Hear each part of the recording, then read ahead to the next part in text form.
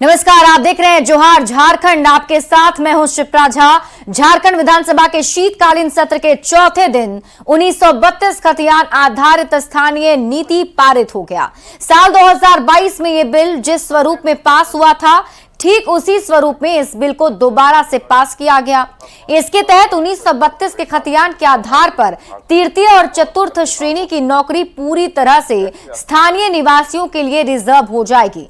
हालांकि इसके लिए इसे 9वीं अनुसूची में शामिल करने का प्रावधान किया गया है। ऐसे में बीजेपी ने इस पर सवाल उठाए हैं। इससे पहले 2022 में यह बिल पास हुआ था, पर तब राज्यपाल ने इस बिल को वापस लौटा दिया था, पर सदन ने एक बार फिर उसी बिल को हूबहू पारित कर दिया है।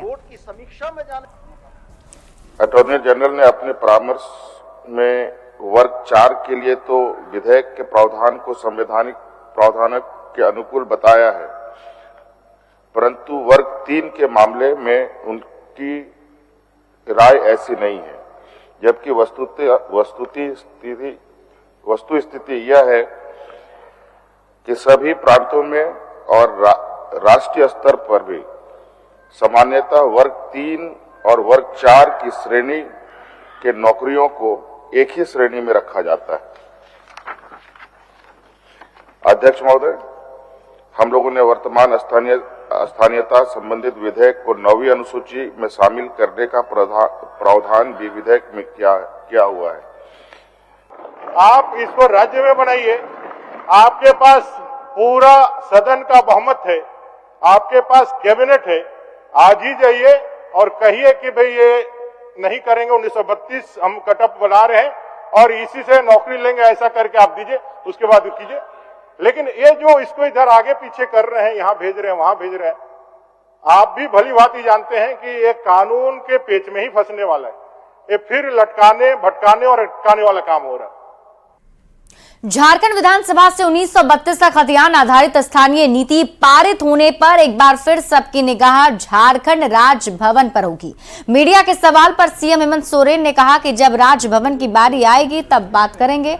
वहीं मंत्री मिथिलेश ठाकुर ने कहा कि राजभवन ने जैसे इस विधेयक को लौटाया था, हूबहू वैसा ही बिल दोबारा पारित किया गया है। इस पर बहस की जरूरत नहीं थी।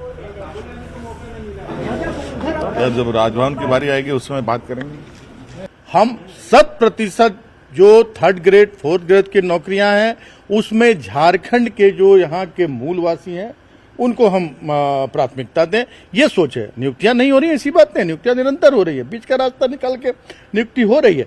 लेकिन आगे चलकर एक ऐसा कानून बन जाए, एक ऐसा नियम बन जाए कि 3rd ग्रेड 4th ग्रेड की नौकरियों में कोई भी एक भी बाहर का व्यक्ति नहीं आ सकता। झारखंड विधानसभा में 1932 के मुद्दे पर जमकर नोकझोंक हुई। बीजेपी ने खतियान के नाम पर बेरोजगारों को छलने का आरोप लगाते हुए कहा कि सरकार जानबूझकर इस मुद्दे को लटकाना चाहती है। वहीं जेएमएम ने खतियान के लिए आर पार की लड़ाई लड़ने की बात कही। सरकार ने लाखों लोगों को रोजगार देने का वायदा तो किया, लेकिन आज तक एक भी नियोजन इसे सरकार ने नहीं लिया है। ये चलते सदन में माननीय सदस्यों के प्रश्नों के जवाब में इन्होंने स्वीकार किया है कि एक भी फ्रेश बहाली इन्होंने नहीं किया है। ये साफ दिखलाता है कि युवाओं के मुद्दे पर और विशेष करके 1932 के मुद्दे पे सरकार पूरी तरह से विफल है और ये चाहती है कि ये मुद्दा ही बने रहे। वहां पर स्थानीय नीति नियोजन नीति 2016 का आज तक लागू है। अब 4 और 3 7 साल हो गए और लाखों नौकरियां मिल गई, तो कहीं न कहीं सरकार के मन में चोर है।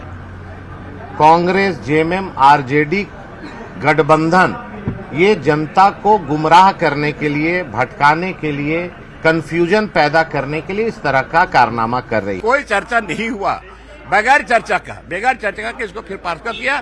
और दुख तो इस बात को है कि फिर इसको 9वीं अनुसूची में इनको भेजा गया। तो सरकार तो कर रही है कि ये आम लोगों के हित में, ये जो युवाओं के हित में। क्या युवाओं के हित में है? क्या युवाओं के हित में? यहाँ के लोग युवाओं को ठगा गया, यहाँ के युवाओं को छला गया। आंदोलन होगा, आंदोलन होकर सरकार को मजबूर होना पड़ेगा। और झारखंड मुक्ति मोर्चा यह मानता है कि 1932 का खतियान ही झारखंड के मूलवासी की पहचान है। हम उस बात पर कायम है। इसके लिए जिस स्तर तक संघर्ष करना होगा हम लोग संघर्ष करेंगे, जहां तक जाना होगा जाएंगे। और रह गया सवाल जो विपक्ष 9वीं अनुसूची में ले जाने की बात कह रहा था, मैं चुनौती देकर उनसे कहता हूं कि महामहिम राज्यपाल तमिलनाडु राज्य के निवासी हैं, जहां पूरे देश में सबसे पहले 69% आरक्षण लागू है। और वह 69% आरक्षण इसलिए लागू है कि तमिलनाडु का वह आरक्षण संविधान की 9वीं अनुसूची में डालकर संरक्षित है। तो जो कानून तमिलनाडु के लिए सही है वो कानून झारखंड के लिए गलत कैसे हो सकता है? गैर जमानती धारा जुड़वा देना और 16वें स्थान पर जो रिट्वीट है मेरा, उसी के पेन ड्राइव को जांच के लिए भेजना, इसमें कहीं कोई साजिश तो नहीं है। तो police CrPC IPC police manual के अनुरूप अपना अनुसंधान करेगी या मंत्री राजनीति के दबाव में करेगी, ये मैंने पूछा था, जिसका भी जवाब आधा अधूरा ही मिला। उन्होंने बताया नहीं कि कोर्ट ने दोबारा अन्यत्र इसकी जांच कराने के लिए कहा है। सरकार युवाओं की सरकार है, युवाओं के प्रति संवेदनशील है और युवाओं की आशा इच्छा के अनुरूप काम होगा। बहुत जल्दी अच्छी खासी नियुक्तियां निकलने वाली हैं और लोगों को